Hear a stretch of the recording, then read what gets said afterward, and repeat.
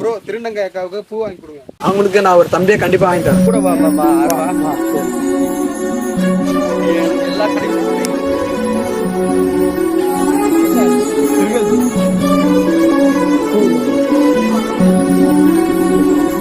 4 பேர் 4 பேர் வைக்கிற மாதிரி ஒரு முழம் 4 முழம்.